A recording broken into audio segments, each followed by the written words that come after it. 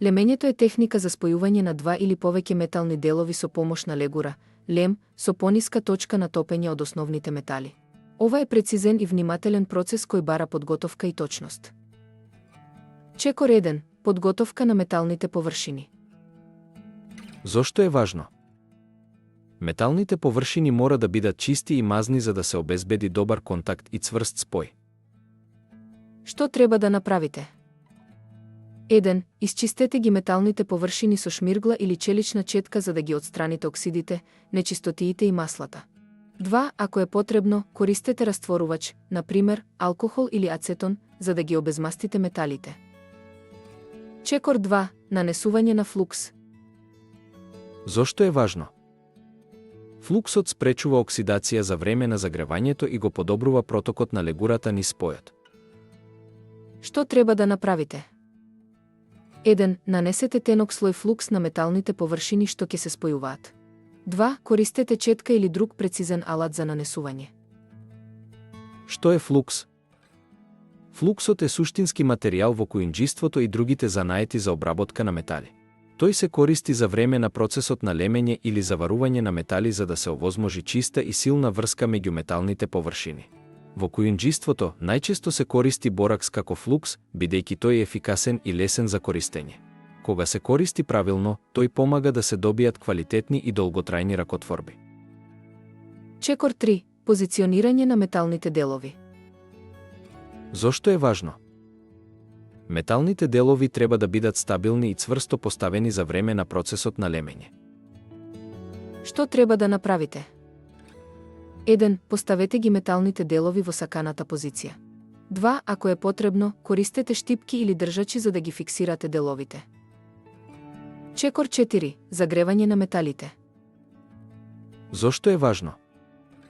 Металите и флуксот мора да се загреат доволно за лемот да се растопи и правилно да протече низ спојот. Што треба да направите? 1. Вклучете го горилникот, лемилото и почекајте да достигне соодветна температура. 2. Загрејте ги металните делови рамномерно, без да го стопите самиот основен метал. Совет: не загревајте директно на лемот. Наместо тоа, загревајте ги металните делови, така што лемот ќе се растопи при контакт со нив. Чекор 5. Додавање на легурата, лемот. Зошто е важно? Лемот ја пополнува празнината меѓу металните делови и создава траен спој. Што треба да направите? 1. Кога металите се доволно загреани, допрете го лемот до спојот. 2. Лемот треба да се растопи и да протече низ површините. 3. Осигурајте се дека лемот рамномерно го покрива целиот спој. Напомена, доколку лемот не се растопува, тоа значи дека металите не се доволно загреани. Чекор 6. Ладење на спојот. Зошто е важно? Спојот мора да се олади природно за да се стврдне и да се постигне силна врска. Што треба да направите? 1. Оставете металните делови да се оладат на собна температура. 2. Не ги поместувајте деловите додека спојот не биде целосно оладен и стврднат.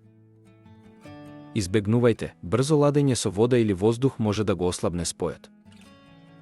Чекор 7. Чистење на спојот. Зошто е важно? По лемењето, на металот може да останат остатоци од флукс кои можат да предизвикаат корозија. Што треба да направите? 1. Исчистете ги остатоците од флукс со вода и четка. 2. Ако користевте кисел флукс, дополнително исчистете со раствор од сода бикарбона за да го неутрализирате. Чекор 8. Проверка на спојот. Зошто е важно? Проверката на спојот гарантира дека лемењето е успешно и дека спојот е силен и издржлив. Што треба да направите? 1. Проверете дали лемот е рамномерен и без празнини. 2. Применете малку притисок за да видите дали спојот е стабилен. 3. Ако спојот е слаб или неправилен, повторете го процесот. Совети за успешно лемење. 1. Користете квалитетен флукс и лем. 2. Бидете трпеливи при загревањето. 3. Внимавајте на чистотата на металите. 4. Не користете премногу лем, премногу материјал може да создаде слаб спој. Со следење на овие чекори, ќе постигнете цврсти и естетски споеви кои ќе траат долго.